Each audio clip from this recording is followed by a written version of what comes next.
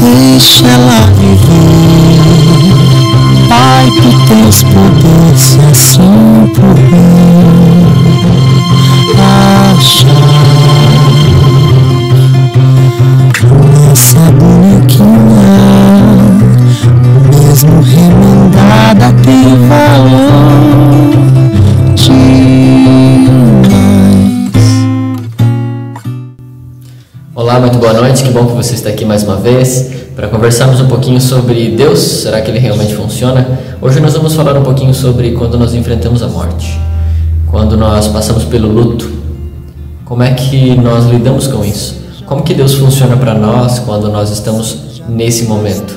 Nós estamos nesse buraco do luto. Bem, por onde nós começamos? Gênesis capítulo 2, verso 7. Quero ler com você Gênesis 2, verso 7. Vamos começar falando um pouco sobre o que é o homem. E depois eu quero contar para você o momento em que Jesus enfrentou o luto e como nós podemos aprender com ele como passar pelo luto. Gênesis capítulo 2, verso 7 vai dizer assim: Então formou o Senhor Deus ao homem do pó da terra e lhe soprou nas narinas o fôlego de vida, e o homem passou a ser alma vivente. Isso aqui é muito interessante. Muitos povos ao redor de Israel tinham um pensamento diferente, os egípcios e depois os gregos, e os gregos influenciaram o nosso mundo até os dias de hoje, dizendo que na verdade nós temos um corpo e uma alma, algo que é material e a outra parte que é imaterial, uma que é terrena, mortal, e a outra que é eterna. Bem, na verdade a Bíblia pensa totalmente diferente disso. A Bíblia não diz que nós temos uma alma, mas que nós somos uma alma. O que nós temos na verdade é o fôlego de vida. Mas o que é o fôlego de vida? O fôlego de vida simplesmente é o ar que nós respiramos. É o mesmo fôlego de vida retratado para os animais? É o mesmo ar, é o ar que nós respiramos. Bem, esse fôlego de vida, ele não é alguém que pensa, não é alguém que tem vida fora do nosso corpo. A Bíblia também deixa muito claro que nós não temos uma alma, mas nós somos uma alma. Isso é muito importante. Nós não possuímos, nós não temos uma alma vivente, algo dentro de nós que sai quando nós morremos. Bem, mas quando a morte chega, o que nós fazemos? Afinal, as pessoas nascem, crescem, mas em algum momento, infelizmente, a morte chega para todos nós. E como lidar com o processo do luto? Bem, quero mencionar para você qual é o processo do luto, para você talvez se identificar em algum deles, caso você esteja passando, e se em algum momento você tiver que enfrentar o luto, você saber quais são os passos e saber que você deve avançar, não ficar bem. Alguns autores trazem vários passos, mas quero resumir para você em 4 passos. O primeiro deles é o passo chamado entorpecimento. É aquele momento em que você fica meio perdido pela notícia, você não sabe lidar ainda com aquele momento, é um baque. Esse é o entorpecimento, é o primeiro passo. Depois disso vem o anseio e protesto. Esse segundo passo do luto é o momento em que pode vir sentimento de raiva, de indignação. Mas se tivesse diferente, se eu não tivesse dirigido assim, se eu tivesse mais devagar, enfim. O terceiro passo do processo do luto é a desorganização e o desespero. É quando você tem a vontade de se afastar das pessoas. Às vezes você perde o apetite, você quer ficar sozinho, não quer conversar com ninguém. Mas como eu disse para você, é importante que você avance, que você não fique. Muitas pessoas se encontram com a vida paralisada, inclusive, justamente porque elas paralisaram no processo do luto. Elas não avançaram para o quarto e último passo, que é a recuperação e a restituição. É o momento em que você vai adaptar agora a sua vida, mesmo depois da perda que você sofreu. Bem, Jesus, eu acredito que seja o melhor exemplo para sabermos como lidar com a questão do luto. Eu quero convidar você a abrir a sua Bíblia lá em Mateus, no capítulo 14. Mateus, no capítulo 14, essa história é muito bacana. Inclusive, em Mateus, no capítulo 14, você vai reconhecer esse capítulo, porque ela fala sobre 2 histórias muito conhecidas.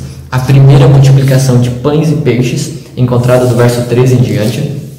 E você tem também o momento do versículo 22 em diante, onde Jesus ele anda sobre as águas. Você se lembra dessas 2 histórias? São fantásticas, são incríveis. A primeira multiplicação de alimento e Jesus andando sobre as águas. Bem, mas talvez o que você não sabia é que essas 2 histórias, elas estão envolvidas por um momento de luto de Jesus. O que acontece então, quero ler com você aqui, no verso 12.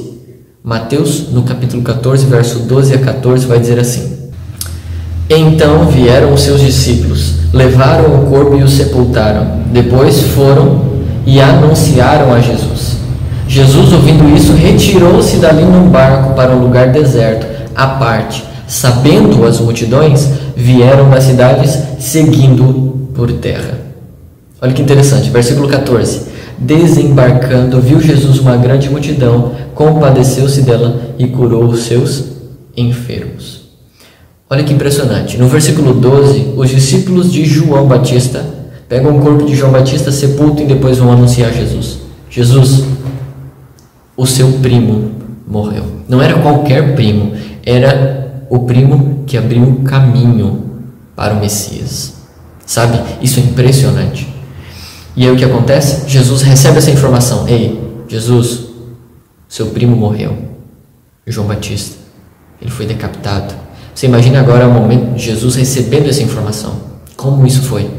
Bem, o verso 13 vai dizer para nós que quando ele ouve essa informação, o verso vai dizer: retirou-se dali num barco para um lugar deserto à parte. Só que quando as multidões ficaram sabendo que ele estava lá, as multidões seguiram ele, e então ele olha para a multidão e tem compaixão daquela multidão. Isso é muito interessante. Ele tem um primeiro desejo, ele quer ficar sozinho. Ele se retira para um lugar deserto. Só que ele não consegue, a multidão segue. Isso é muito interessante. Mas por que ele queria ficar sozinho? Afinal, depois você tem a multiplicação dos pães e peixes, ele atende as multidões e tal, e depois ele vai dizer assim: como é que nós vamos despedir as multidões sem antes dar alimento? Então, ali então o milagre da multiplicação de pães e peixes, e quando termina essa multiplicação de pães e peixes, Jesus despede ali a multidão e vai dizer assim no verso 22: logo a seguir, compeliu Jesus os discípulos a embarcar e passar adiante dele para o outro lado, enquanto ele despedia as multidões. Você se lembra que lá no começo Jesus ele queria ficar sozinho. Ele tinha saído para um lugar sozinho, lá no versículo 13, para um lugar deserto. Mas ele não conseguiu ficar para um lugar deserto, porque a multidão o seguiu.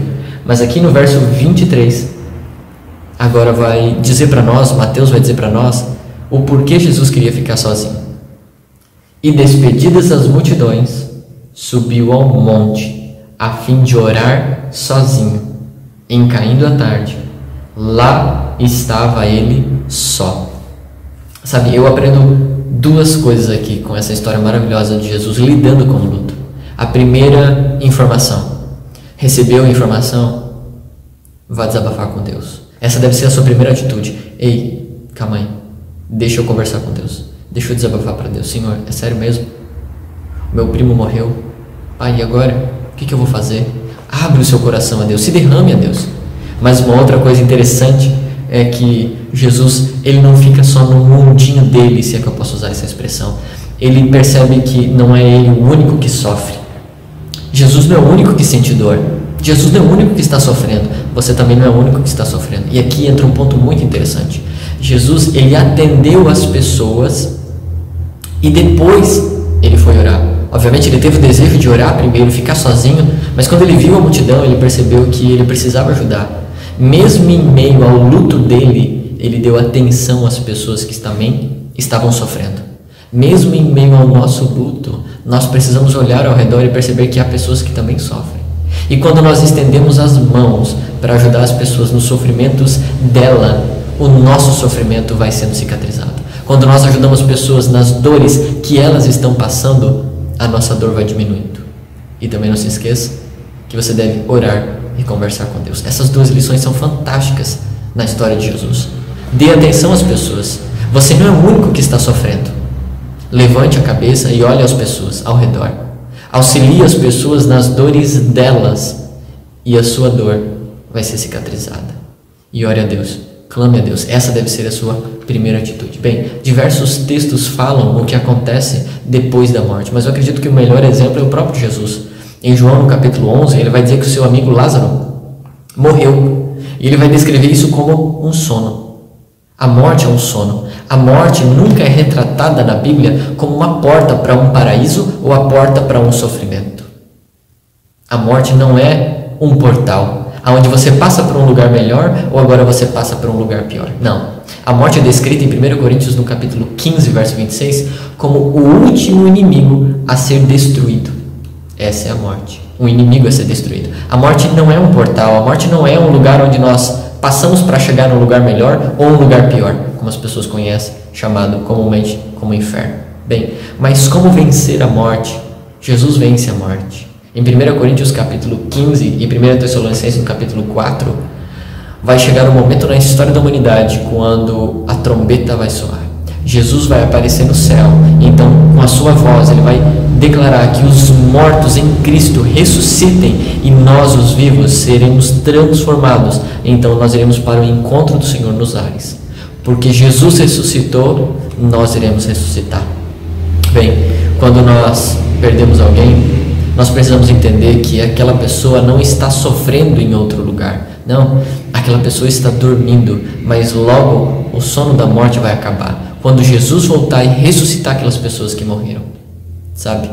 Quando nós perdemos alguém, nós precisamos ter a fé e a esperança nessa promessa da ressurreição de Cristo.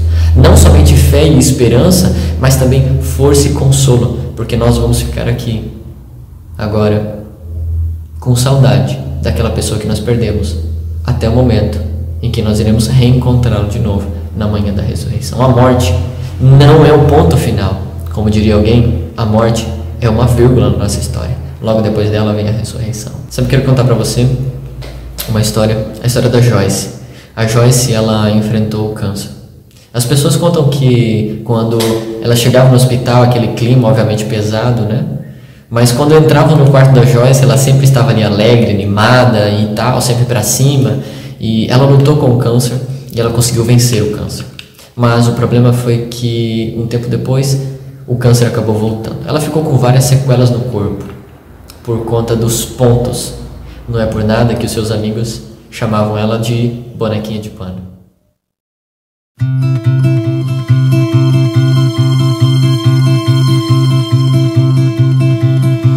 Deixa ela viver, Pai, tu tens poder, se assim por bem achar.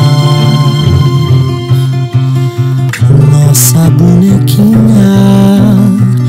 mesmo remendada, tem valor demais.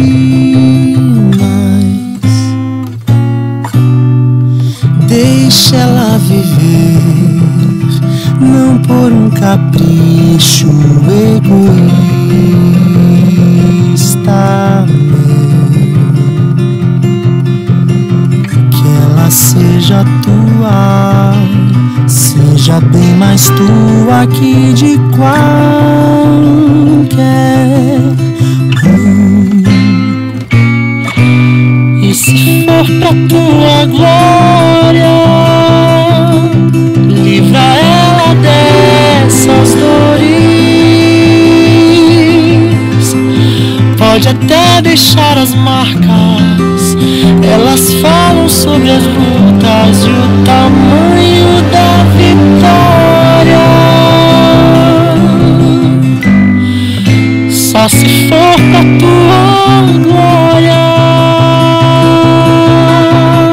que ela vive em abundância, pra contar aos quatro ventos, traduzir a bela história do amor que a salvou. Deixa ela viver, ela é nossa flor que alegra o jardim,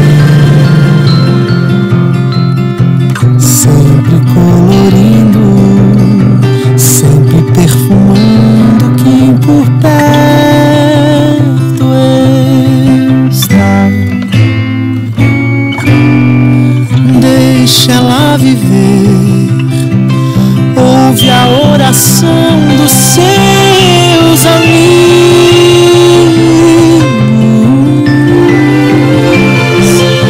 Nós sabemos pouco, tudo entregamos em tuas mãos, meu Deus. for pra tua glória, livra ela dessas dores. Pode até deixar as marcas, elas falam sobre as lutas e o tamanho da vitória. Só se for pra tua glória que ela vive em abundância, pra contar aos quatro ventos, traduzir a bela história do amor que a salvou. Só se for pra tua glória, livra ela dessas dores. Pode até deixar as marcas, elas falam sobre as lutas e o tamanho da vitória. Só se for pra tua glória que ela vive em abundância,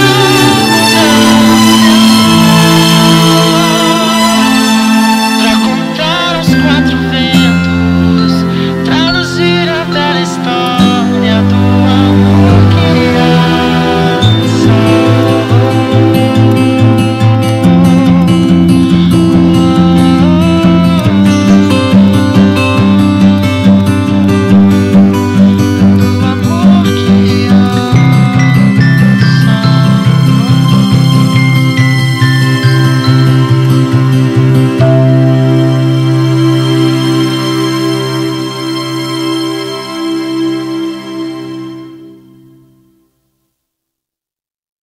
Sabe, a Joyce acabou falecendo, mas se fosse para viver ou para morrer, que seja para a honra e glória de Deus. Afinal de contas, ela venceu.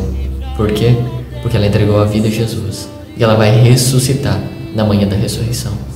Você já tomou esse passo? Você já entregou a sua vida a Jesus? Será que se nós passássemos por uma doença, viéssemos a falecer, a nossa vida eterna estaria garantida? Como Paulo, meu desejo para você é que a sua coroa, a certeza da sua coroa, possa estar guardada. Eu ainda não consegui, o reino ainda não chegou para mim, mas quando ele chegar eu tenho certeza que a minha coroa está guardada. Que Deus possa te abençoar. Vamos orar? Senhor Deus, muito obrigado, Pai, porque independente do que nós passarmos, nós queremos ter a certeza de que tudo será para a honra e glória do Teu nome, seja viver, seja morrer, que seja para a honra e glória do Teu nome. Não importa se nós iremos viver ou se nós iremos morrer. O que importa mesmo é a vida eterna. Passar 50, 70, 80 anos aqui nessa terra desfrutando das coisas não é nada comparado à vida eterna que o Senhor tem guardado para nós. Muito obrigado, Pai, porque o Senhor nos dá essa esperança. Mas, por favor, só a esperança não é suficiente se ela não estiver no nosso coração. Por favor, quebranta o nosso coração e coloque ela dentro de nós. Em nome de Jesus. Amém. Que Deus te abençoe. Que você tenha uma ótima noite.